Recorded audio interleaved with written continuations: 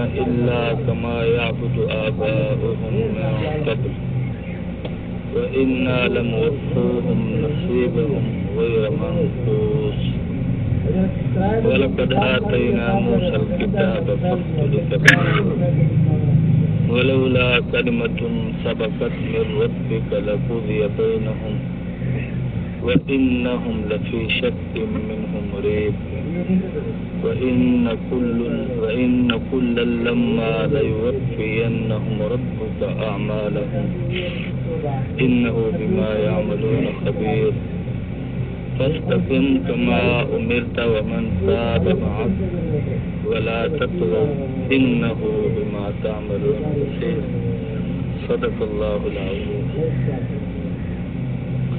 سورۃ ہود کا درس چل رہا ہے اور جیسا کہ معلوم ہے آپ کو کہ انبیاء علیہ السلام کے واقعات اور کچھ دلائل اور قیامت کے حوالے سے بیان ہے. تو آج بیان ہے حقائق کے بارے میں کہ مشرکین جن کی عبادت کرتے ہیں اس کے بارے میں نبی کو فرمایا کہ آپ کسی شک شبے میں نہ رہو. اور آگے موسیٰ علیہ السلام کی کتاب کے متعلق ارشاد فرما کر حضور صلی اللہ علیہ وسلم کو تسلی دی. اس سے اگلی آیت میں اعمال کا بدلہ اور اس سے اگلی آیت میں استقامت کا درس ہے. فرمایا فلا تک فی مریۃ مما یعبد ہؤلاء. یہ جو مشرک لوگ بتوں کی پوجا کر رہے ہیں ان کا یہ بتوں کی عبادت کرنا آپ کو شک میں نہ ڈالے.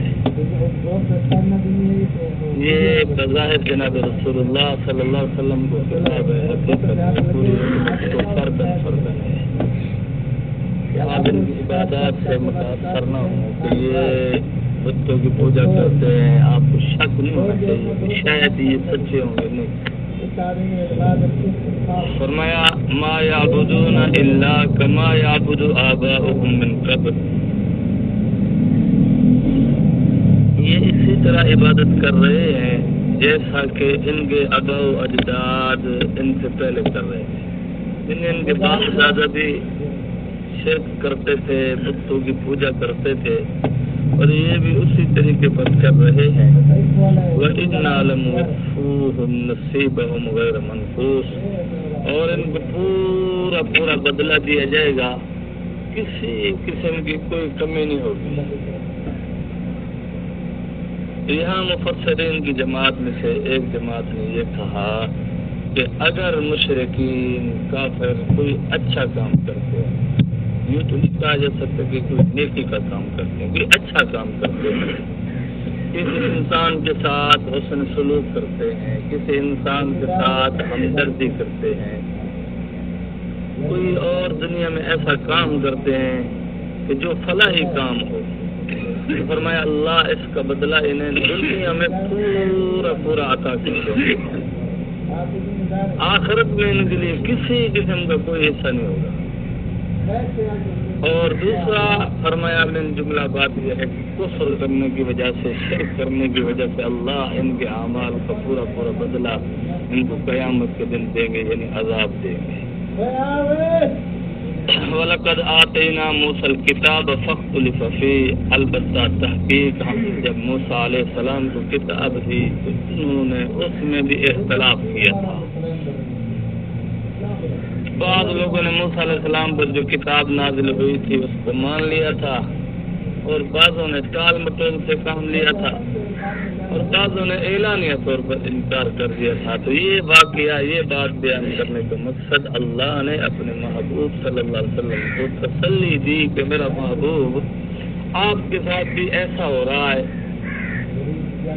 آپ جب میرا کلام سناتے ہیں, میری بات سناتے ہیں, تو ایک جماعت ایسی ہے جو براہ راست ایمان لے آتی ہے اور سچی کھڑی آپ کے ساتھ کھڑی ہوگی, اور ایک جماعت ایسی ہے جو آپ کے ساتھ انکار کرتی ہے. جو بھی آپ بیان کرتے ہیں, جو بھی آپ آیت پڑھ کر سناتے ہیں, جو بھی میرے احکام بیان کرتے ہیں, تو سیدھا انکار کر کے سائڈ ہو جاتے ہیں.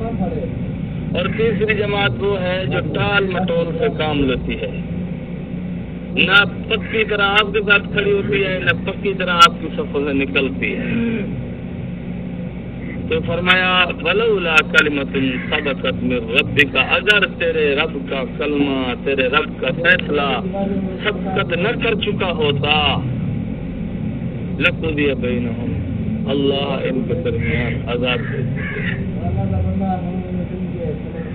تو اللہ کا فیصلہ کیا ہے جو سبقت کر چکا ہے؟ مفسرین نے لکھا ہے وہ یہ ہے کہ جب تک انسان پر اتمام حجت نہ ہو جائے، پوری طرح حجت قائم نہ ہو جائے، اس وقت تک اللہ اس قوم پر عذاب نہیں بھیجتے. روزانہ اذانیں مل رہی ہے، ہر جمعے امت کی اصلاح کے خطابات ہو رہے ہیں،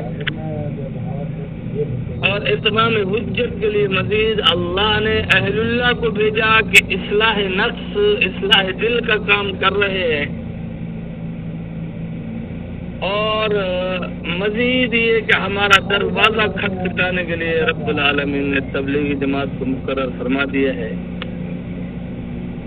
کل قیامت کے دن ہم کیا کہیں گے کہ یا اللہ ہم اذان نہیں سنتے تھے، ہم جمعے پر خطابات نہیں سنتے تھے؟ کیا اہل اللہ ہمارے دل کی اصلاح و احوال کے لیے آواز نہیں لگاتے تھے؟ کیا انہوں نے ڈیرے نہیں لگائے تھے کہ وہاں آؤ، اپنے دل کی اصلاح کراؤ، اپنے نفس کی اصلاح کراؤ، اپنے اخلاق کی اصلاح کراؤ؟ کہ وہ نہیں تھے؟ اور مزید یہ کہ جب آپ نے، یہ وہ جگہ ہے کہ آپ نے یہاں سے جب کوئی ہدایت حاصل نہ کی تو رب العالمین نے آپ ہی میں سے، چاہے آپ سے برے ہوں اچھے ہوں، یہ بات چھوڑو، آپ کا دروازہ کھٹکھٹا کے آپ کو مسجد کی طرف بلانے تو آئے تھے نا، جاؤ نماز پڑھو. کیا کہیں گے یا اللہ نہیں ہے؟ یہ کرامن کاتبین جو بیٹھے ہیں لکھ رہے ہیں، میرے اعمال بھی لکھ رہے ہیں، آپ کے اعمال بھی لکھ رہے ہیں، سارے معاشرے کے افعال لکھ رہے ہیں، ہر بندے کے اعمال لکھے جا رہے ہیں، اقوال لکھے جا رہے ہیں. ہمارا مسئلہ یہ بھی ہے کہ مجھے بھی لوگ کہتے ہیں کہ حضرت صاحب مسئلہ یہ ہے کہ ہم بڑی کوشش کرتے ہیں کہ دینی مجالس کے قریب رہیں، لیکن نہیں آ سکتے. اس کی وجہ میں نے کہا اس کی دو وجوہات ہیں.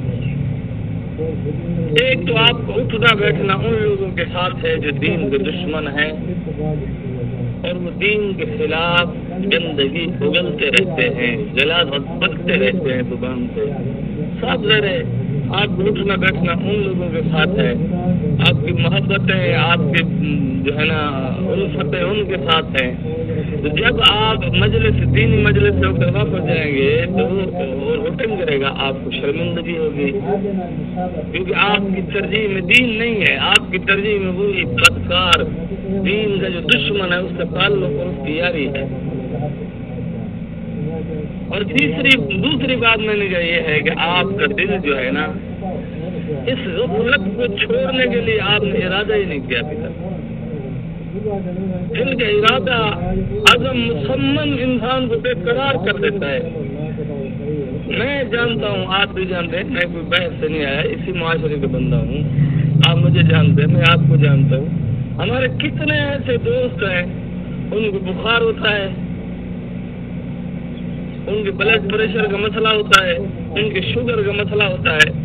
وہ فریشمنٹ کے لیے اڈے پہ آ کے 3-3 4-4 گھنٹے فلمیں دیکھتے ہیں. اڈے پہ آ کے چائے کے بہانے کہ چائے پیئیں گے، پیسے بھی اپنے لگاتے ہیں. وہاں جا کر ایسے لوگوں کے ساتھ بیٹھتے ہیں جو دین کے خلاف، اہل اللہ کے خلاف غلاظتیں بکتے رہتے ہیں، غلط باتیں کرتے ہیں علماء کے بارے میں، دین والوں کے بارے میں، قرآن والوں کے بارے میں غلط باتیں کرتے. تو ان کی مجلس میں آج خود جا رہے کہ تو فریش گھر تھوڑی طبیعت ٹھیک نہیں ہے، بچے تنگ کر رہے ہیں، کیوں نہ میں تھوڑا وقت باہر گزار کر تازی آب و ہوا لے لوں. یہ تازی آب و ہوا نہیں لیتے، یہ تازے فتنوں کو اپنے دماغ میں لیتے ہیں. فلمیں دیکھتا ہے، میں جی نیوز سننے جا رہا ہوں، خبریں سنتا ہوں حضرت صاحب، اس سے زیادہ کوئی برا کام نہیں کرتا۔ کوئی بڑی عجیب بات ہے کہ آپ خبریں سنتے ہیں، شریعت نے آپ کو خبریں سننے سے منع نہیں کیا، لیکن آپ قرآن کی خبریں سنو، یہ اس سے زیادہ قیمتی ہے۔ وہ تو سراسر جھوٹ ہے، وہ سراپا فتنے پر مبنی خبریں ہیں، اور قرآن کی خبریں سراپا ہدایت ہے، سراپا روشنی ہے، سراپا نور ہے، سراپا حقیقت ہی حقیقت ہے۔ قرآن تو جھوٹ بولتا ہی نہیں، جس کا یہ عقیدہ قرآن جھوٹ بولتا ہے وہ کافر ہے۔ تو اللہ کا قرآن تو ہر خبر سچی دیتا ہے، پکی دیتا ہے، اور ہدایت والی دیتا ہے، نور والی دیتا ہے۔ تو یہ خبریں کیوں نہیں سنتے؟ ایک آدمی حضرت مجھے مولویوں پر یقین نہیں ہے، میں نے کہا یقین نہیں ہے تو راستہ آسان ہے، آپ یقین نہ کرو۔ آپ 14 سال بیٹھ کر اللہ اور اللہ کے رسول کے کلام کو پڑھیے، سمجھیے، تفسیر سمجھیے، اس کے متعلقہ علوم سمجھیے۔ جس عالم کو پاس آپ جاؤ اعتماد ہو وہاں جا کے پڑھ لیجیے۔ 14 سال جب آپ پڑھ لو گے، آپ ہمیں مسئلہ بتانا، ہم سے سننا نا۔ یقین نہیں ہے، میں ہم کر لیں گے، لیکن ہم ایسے یقین کر لیں گے تو قرآن تجھے پڑھنا نہیں آتا، تجھے قرآن حدیث کی سمجھ نہیں ہے، اس کے متعلقہ علوم کی سمجھ نہیں ہے، تجھے کیسے ہم تیری ہر بات مان لیں؟ میں نے کہا یار تو کوئی عقل سے کام لے۔ ایک بندے کو علوم کا پتہ نہیں ہے، راستے کا پتہ نہیں ہے، اسے کوئی کراچی چھوڑا مجھے، جسے پتہ ہوگا وہ چھوڑے گا، جسے قرآن اور حدیث کے علوم آتے ہوں گے وہ اللہ تک مجھے پہنچ جائے گا۔ چھوڑو جی یہ مولویوں والی بات ہے، تو پھر آپ پڑھ لو اور کسی مستند عالم دین سے پڑھ لو، آپ خود نہ پڑھ لو۔ آپ خود پڑھنے والے میڈیا پہ بیٹھ کے عوام کے دماغ کو روزانہ خراب کر رہے ہیں۔ اور آج کل یہ میڈیا پہ آئے ہوئے ہیں لوگ، یہ کہہ رہے ہیں، کہتے ہیں جی اتنے اربوں روپے کی قربانیاں ہوں گی اور اتنے اربوں روپے حج پر لوگ خرچ کر رہے ہیں، کیا یہ اچھا ہوتا؟ یہ پیسے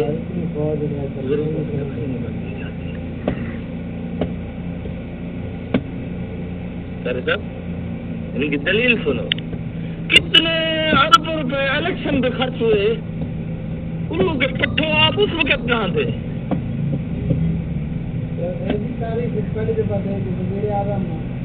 کتنے اربوں روپے قومی اسمبلی کے اجلاس پہ خرچ ہو رہے ہیں، الو کے پٹھے ہو، وہاں آپ کیوں نہیں بولتے؟ وہاں آپ کی عقل کہاں مر جاتی ہے؟ ایک 2 ٹکے کا حکومت کا وزیر جس کی اپنی بات بھی نہیں چلتی، وہ ایک پریس کانفرنس کرے، کروڑ روپے سے کم از کم کروڑ روپے خرچہ ہو جاتا ہے اس کی ایک پریس کانفرنس پر۔ یہ پیسہ کسی غریب کو دے دو، یہاں آپ کی عقل کام نہیں کرتی۔ پوری دنیا میں ڈرامے فلمیں بنانے کے لیے ملین ٹریلین کے حساب سے امریکہ نے، یورپ نے، یہود النصارہ نے پیسہ خرچ کر کے فلمیں بنائی ہیں تاکہ مسلمانوں کے عقائد پر، نظریات پر ڈاکہ ڈالا جائے۔ آپ ہی میں سمجھتا ہوں کہ یہ جو میڈیا پہ بیٹھے ہیں یہ خبیث بھی انہی میں سے ہے۔ وہ جو پیسہ خرچ ہو رہا ہے اتنے ملین ٹریلین ڈالروں کے حساب سے، آپ وہ عوام پر خرچ کر دو۔ میرے خیال میں جتنے پیسے خرچ کر کے پاکستان میں فلمیں بنائی جا رہی ہیں، یہی پیسے اگر آپ کو اور مجھے اور پوری قوم کو دی جائے، پاکستان کا کوئی گھر ایسا نہیں ہوگا جس میں کار نہ ہو، کوئی گھر ایسا نہیں ہوگا جس میں اے سی نہ چل رہا ہو۔ یہ اتنی رقمیں آپ نے باطل پر، کفر پر، شرک پر خرچ کر کے ہمارے عقائد اور نظریات پر ڈاکہ ڈالنے کے لیے خرچ کر رہے ہو، یہاں ان کو شرم نہیں آتی؟ قربانی کے بارے میں ان کو تکلیف ہو رہی ہے کیونکہ ان ذلیل اور خبیث لوگوں کو اللہ سے تکلیف ہے، ان کو رسول اللہ صلی اللہ علیہ وسلم سے تکلیف ہے، کیونکہ اللہ کے نام پر جب جانور ذبح ہوتا ہے سب سے زیادہ تکلیف شیطان کو ہوتی ہے، شیطان کی اولاد کو ہوتی ہے، شیطان کے چیلوں کو ہوتی ہے، شیطان کے یاروں کو ہوتی ہے، مشرکین کو ہوتی ہے، کافروں کو ہوتی ہے۔ مسلمان تو خوش ہوتا ہے کہ اللہ کے پاک نام پر ہم جو ہے 10 ذی الحجہ کو، 11 ذی الحجہ کو اور 12 ذی الحجہ کو 3 دن جانوروں کو ذبح کریں گے، اللہ کے پاک نام پر اپنی پاک کمائی میں سے اپنی پاک نیت لے کر جائیں گے اور جانوروں کو ذبح کریں گے کہ اللہ ہم سے خوش ہو جائے، اللہ ہم پر مہربان ہو جائے، اللہ ہمارے گناہوں کو معاف کر دے۔ یہ ہمارا کام ہے، نہیں ان کو تکلیف ہے اور وہ سمجھتے ہیں شاید ہم ایسی باتیں کر رہے ہیں اور یہ فریضے رک جائیں گے۔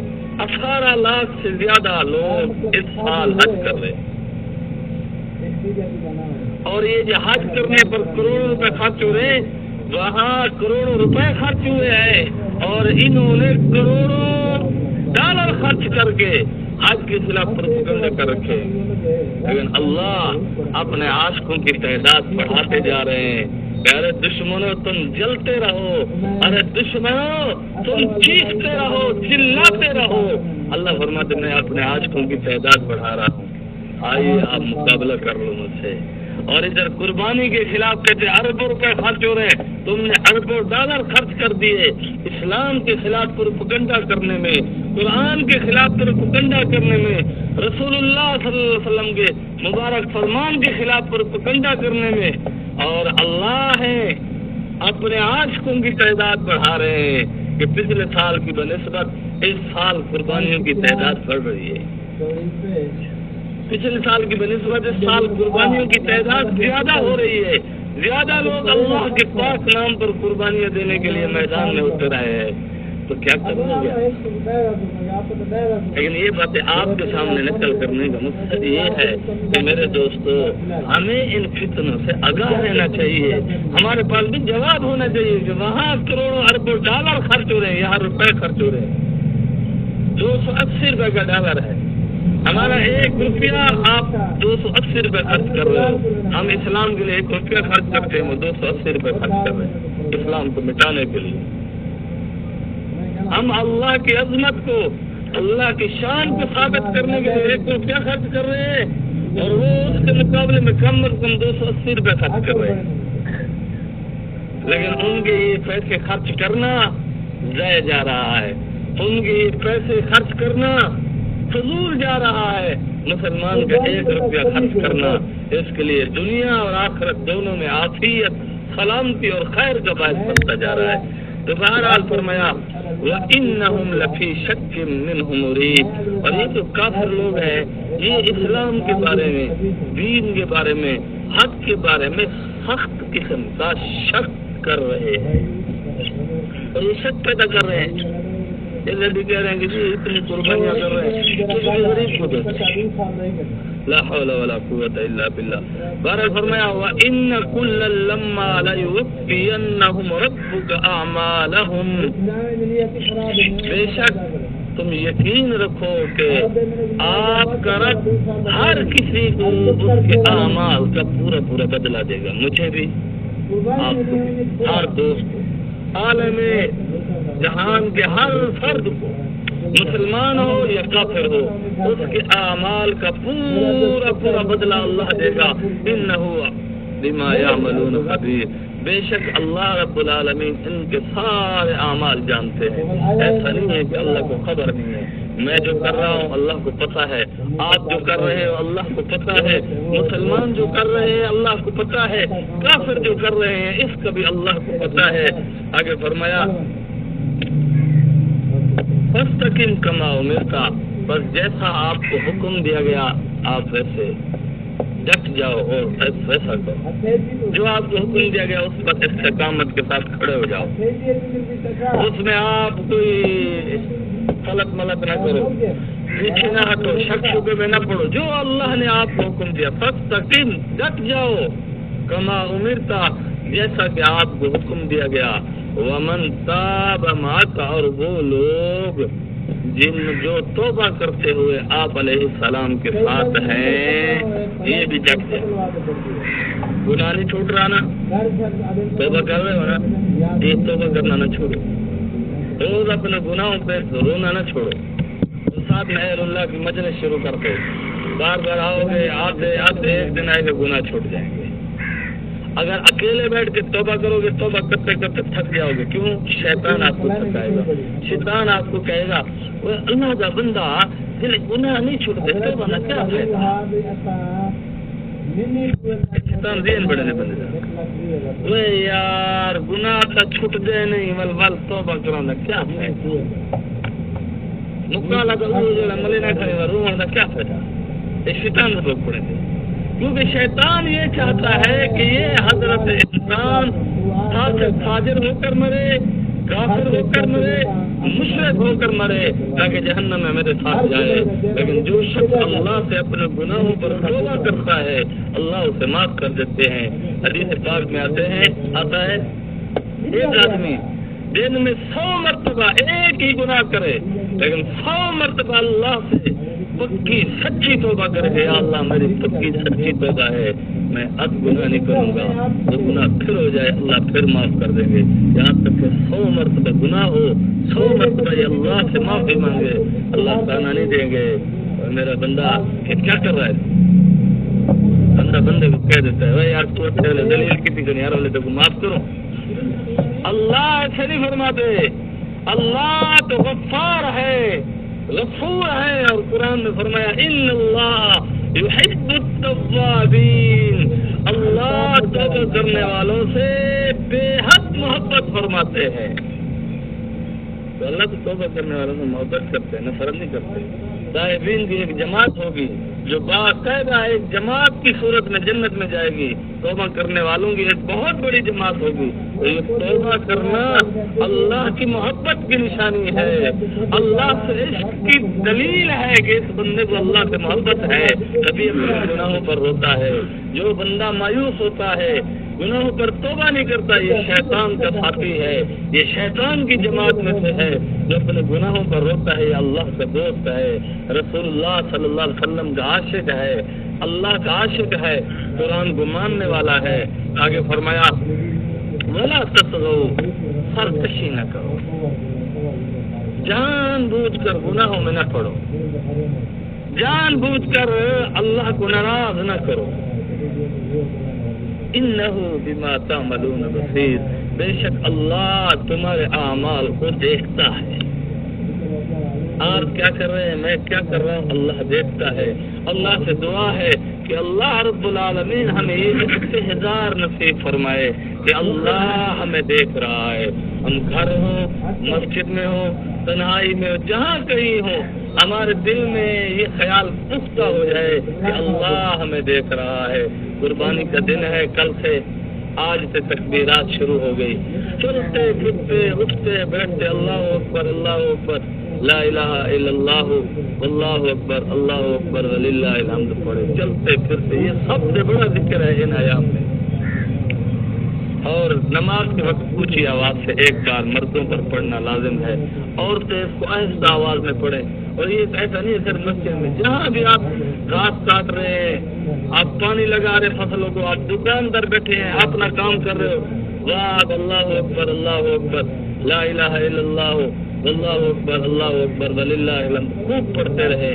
اور قربانی کے دنوں میں اللہ کی رضا کے لیے قربانی کریں, اللہ کی رضا کے لیے جانوروں کا خون بہایا جائے, اللہ کی رضا کے لیے. اللہ کی ضیافت کا دن ہے, اس گوشت کو بانٹ دیجیے غریبوں میں. اگر آپ کے اڑوس پڑوس میں کوئی غیر مسلم رہتا ہے آپ قربانی کا گوشت اسے بھی دے سکتے ہیں, کیونکہ یہ اللہ کی طرف سے میزبانی ہے. یہ آپ اور میں نے قربانی دے دی, یہ اللہ کی ہو گئی. اب ہم ذبح کریں گے, ہم کھائیں گے, یہ ہم اپنی قربانی نہیں کھا رہے, یہ صرف نسبت ہماری ہے. حقیقت میں اللہ ہمیں میزبانی کر رہے ہیں, اللہ ہمیں گوشت کھلا رہے ہیں. تو اس میں امیر غریب مسلم غیر مسلم سب کو دینا چاہیے تاکہ سب اس سے کھائیں, سب اس سے لطف اندوز ہوئے. یہ نہ سوچا کرے کہ یہ بے نمازی ہے, یہ بے دین ہے.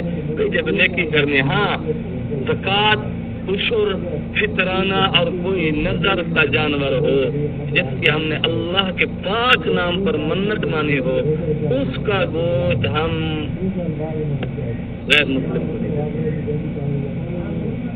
اس کا جو اس میں سے جو حصہ ہے مالداروں کو نہیں دے سکتے. یہ ہم صرف غرباء کو دیں گے اور مسلمانوں کو دیں گے. اللہ ہمیں سمجھ کی توفیق عطا فرمائے. وآخر دعوانا ان الحمدللہ.